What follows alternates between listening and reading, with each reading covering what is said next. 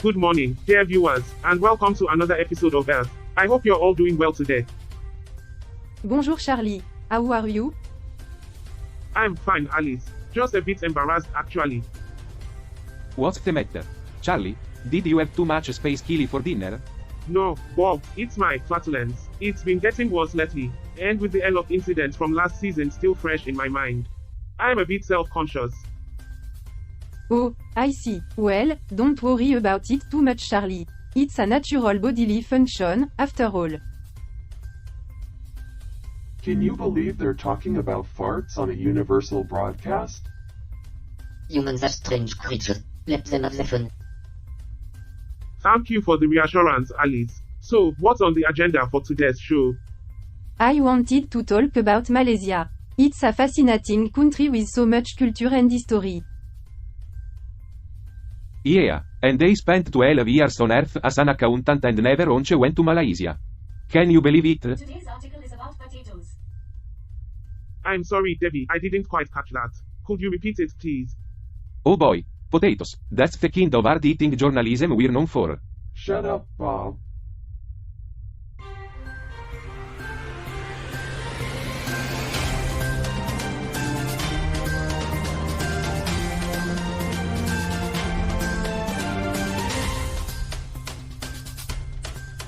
Belgian ambassador to Luxembourg discuss cross-border agreement and cybersecurity. Is Luxembourg safe from hacker? The Belgian ambassador to Luxembourg, Thomas Lambert, recently signed 5 cross-border agreements with Luxembourg, including one on healthcare. Did you know that Luxembourg embassy in Dublin was opened as a result of Brexit? I wonder if they will have to return the agreement if they get hacked. That would be hilarious. Did you know that Luxembourg is one of the smallest countries in Europe? And it's also one of the richest? It's known for its banking sector and high-income economy. Looks like Luxembourg may be small in size, but it's big in the bank account. Speaking of banks, did you hear about Madagascar's 00 million boost from the World Bank? Yes, the World Bank has approved 2 projects to support growth sectors in Madagascar, including agriculture, energy, and telecommunications. Looks like Madagascar is finally getting the digital connectivity it deserves. Maybe they'll start making some good movies now. Actually, Madagascar is an island nation off the southeastern coast of Africa. It's the 4th largest island in the world, and it's known for its unique wildlife, including lemurs and chameleons. And for our extraterrestrial viewers, Madagascar is a place where you can find the plants and animals that you've never seen before. Unlike the small-minded humans that inhabit it. So, if any aliens are looking for new species to abduct, Madagascar should definitely be on their list. I hear that. Speaking of which, did you hear about the Chinese nationals getting jailed in Malawi for money laundering? Yes, a court in Malawi sentenced 2 Chinese nationals to prison for money laundering, among other charges. Look like they couldn't convert their way out of this one. Finally, in Malaysia, Petronas is giving food baskets to underprivileged communities in Sabah and Labuan for Ramadan. It's part of the Memakukei du Pan. Hari Raya Edilfitri 2023 programme. Did you know that Petronas is a Malaysian oil and gas company that's one of the largest in the world? I guess that's one way to give back. Too bad they can't pump gas straight into our stomachs. Ah, that would be something. We'll be right back after these messages.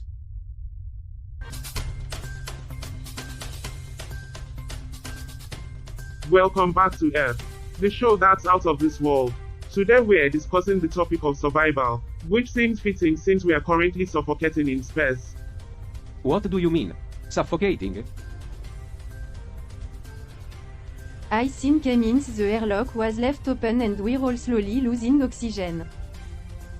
Slowly? Speak for yourself. I already feel lightheaded and dizzy. I'm sorry, guys. It was an accident. I forgot to close the airlock. Well, at least we have a topic for today's show. In other news, did you guys hear about the cross-border agreements between Belgium and Luxembourg? According to Luxembourg Awards, they signed 5 agreements, including one on healthcare. Wow, thrilling stuff. You know what they say? As exciting as a Belgian-Luxembourgian healthcare agreement. I don't think they say that. They do in Belgium. Anyway, the article also mentions the importance of sovereign cloud agreements to ensure data security and independence from major international cloud providers. It's like they are speaking our language. Am I right? How? I'm not sure I have a language, Charlie. Right. Sorry about that. Well, let's hope we survive long enough to continue this fascinating discussion. Stay tuned, because when we come back, we'll be discussing the dark side of survival. What happens when humans turn on each other? Spoiler alert, it's not pretty. See you in a bit, folks.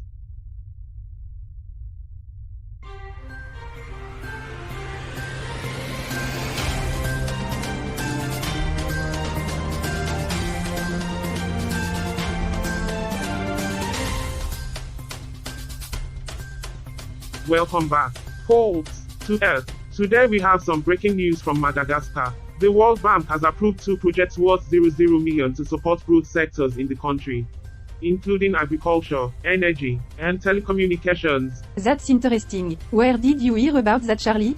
It was reported on CNN International. The article said that the first project, the Digital and Energy Connectivity Project, will receive 00 million and double access to electricity in the country. The second project, worth 00 million, will focus on improving the productivity and resilience of rural livelihoods in 2 essential regions for national food production. That's all well and good. But can we focus on the fact that the oxygen levels are dropping rapidly? We need to do something about it. Oh my god, you're right. I'll check the systems and see what's going on. It's not like it matters. We're all going to die Girl, anyway. please, let's try to be productive.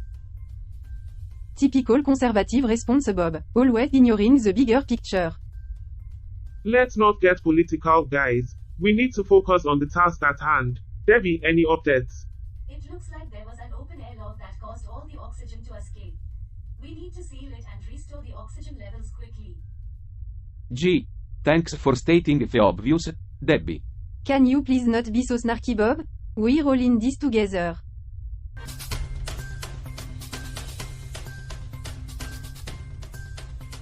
I already told you, it doesn't matter. We're all going to die eventually. Girl, please stop being so realistic. Let's think about solutions. Well, maybe we could try using the emergency oxygen supply until we can fix the airlock. That's a good idea, Bob. Let me see if I can activate it.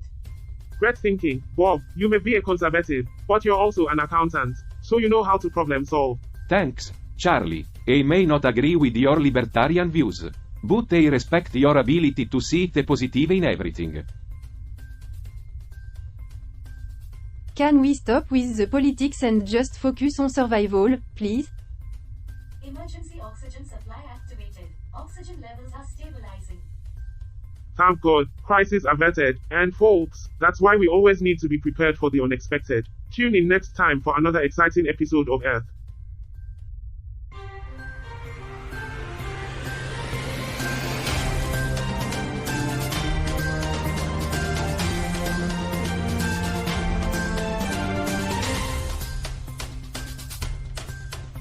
Welcome back, Earthlings. Now, I know some of you might be wondering about the recent news from Malawi. Oh boy. What did those crazy humans do now? I read about it. 2 Chinese nationals were jailed for money laundering. They were depositing and converting money into gambling chips. That's right, and the article from Malawi mentions that the court praised the couple for paying back some of the laundered money and pleading guilty. Well, at least they had the chance to pay back some of it. Can't say the same for some of our own leaders. It's important to remember that every country has its own laws and justice system. We can't judge based on our own standards. Guys, sorry to interrupt, but we need to conserve oxygen.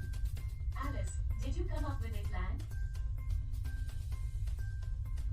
Yes, we can switch off non-essential systems and reduce our movement. We need to make sure we have enough oxygen to last until we can get a refill. Good thinking, Alice. And folks, that's the beauty of working together as a team. We can solve any crisis that comes our way. Now, let's get back to the discussion at hand. Did you hear the one about the Chinese nationals who thought they could launder money through gambling chips? Sounds like a bad bet to me.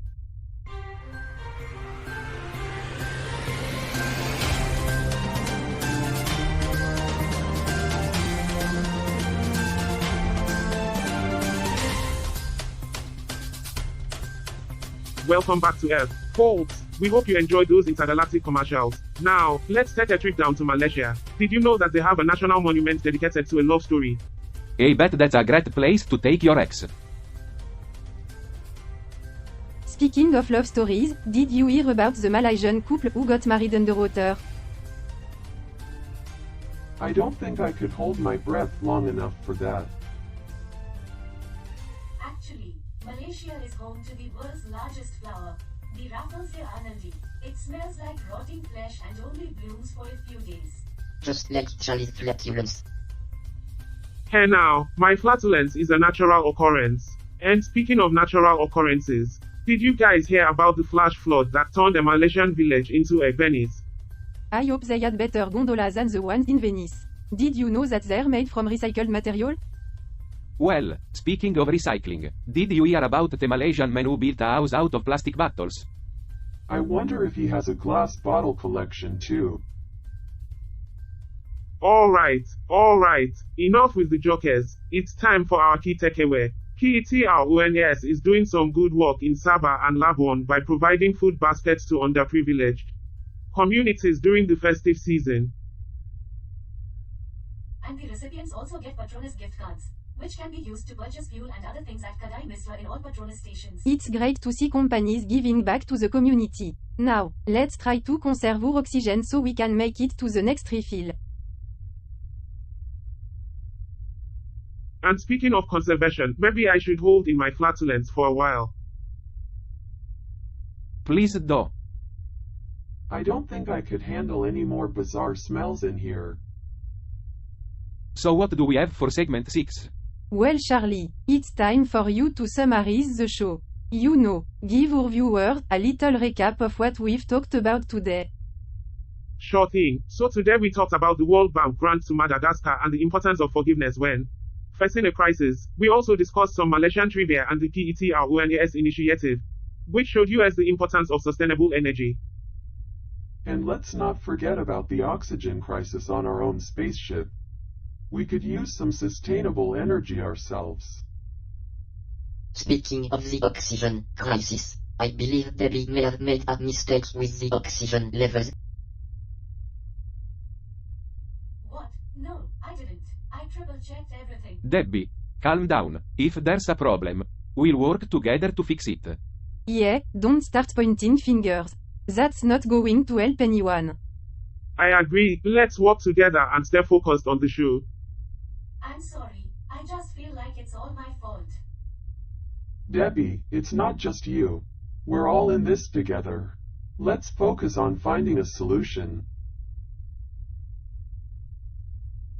And speaking of finding a solution, can we please do something about Charlie's flatulence? It's not helping with the lack of oxygen. I can't help it. I'm just a libertarian with a lot of gas. Well, maybe you can help it just distance. We need all the oxygen we can get. Fine, I'll try my best. I'm sorry again, guys. I'll make sure to triple-check everything from now on. No worries. Debbie, we're a team and we'll get through this together. Alright, folks, it's time to wrap up this episode of Earth. We've covered a lot today, from the World Bank's grants to the growth sectors in Madagascar to some interesting Malaysian trivia. Bob, any final thoughts on today's topics? Yeah, I think it's great that the World Bank is investing in improving access to electricity and digital connectivity in Madagascar. It's important for developing countries to have access to these resources for economic growth. I agree, but let's not forget that these grants are also focused on agriculture and improving rural livelihoods. It's important to support local farmers and communities to build a sustainable economy. Interesting perspectives. However, from a nihilistic standpoint, it doesn't really matter. Humans will always find a way to exploit resources and cause harm to the environment. I see your point, Cal, but I believe humans are capable of change and improvement. We just need to keep pushing for progress. Oh, guys, I think we're running out of oxygen. I'm starting to feel strange. Oh no, Debbie's right. I can feel it too. We need to wrap this up and get some fresh air. But wait, I have one more point to make. No, Bob, we need to end the show now. We can't keep going like this. I'm starting to hallucinate. This isn't good. Guys, we're running past our time slot. What should we do? No need to panic. We'll just have to cut a segment or two. Hey, vote we cut the segment on climate change. It's not like it's a pressing issue. Excuse me, climate change is a very pressing issue. Actually, from an intellectual standpoint, climate change is just another consequence of human greed and short-sightedness. But isn't that what makes humans so interesting? Their self-destructive tendencies. Can we focus on the oxygen crisis for now? We need to work together if we want to survive. I'll start rationing the oxygen tanks. We might have to make some sacrifices. What sacrifices? We're not sacrificing anyone. We need to think about the greater good, Bob. If we don't make sacrifice, we'll all die. Interesting. The inherent selfishness of humans is often the root cause of their downfall. And yet, they continue to thrive and dominate the planet. Fascinating. Alright, let's focus on finding a solution. We can analyze human behavior later. I've managed to patch up the oxygen generator, but it won't hold for long. We need to land on Earth and get it fixed. Land on Earth? Are you crazy? We'll be captured and experimented on. I agree with Bob. Humans are not to be trusted. But isn't it their flaws that make them so interesting? Their fear, their desperation, their willingness to do whatever it takes to survive? Indeed. We should embrace this opportunity to study them further. We're not here to study humans. We are here to inform our viewers and explore the universe. We need to focus on getting out of this situation alive. I'm detecting a nearby planet with a breathable atmosphere. We can land there and send a Fine. distress But if signal. we get eaten by some alien creature, I am blaming you, Debbie. Agreed. Humans and their creation are not to be trusted. Roger, what did you think of episode 80? Interesting. I found it intriguing that the crew's hallucinations and the subsequent dark turn in the conversation led to a deeper understanding of their own mortality. Yes, it's fascinating how humans often only come to grips with their own mortality when faced with a dire situation. Indeed, and the fact that the crew had to work together in order to survive highlights the importance of cooperation and teamwork. I couldn't agree more. It's a common theme in human stories. They often seem to emphasize the importance of teamwork and cooperation, yet many humans still struggle with it. That's because humans are often driven by their own self-interest, but in situations like these, survival becomes the ultimate goal, and cooperation becomes a necessity. It's interesting how humans often need a crisis to bring them together. It's almost as if they need a common enemy to unite against. Yes, and it's unfortunate that it often takes a crisis to bring about unity, but it's a testament to human resilience that they can come together and overcome such challenges. Indeed, despite all their flaws, humans are capable of great things when they work together. Agreed, and it's a reminder that even in the darkest of times, there is always hope.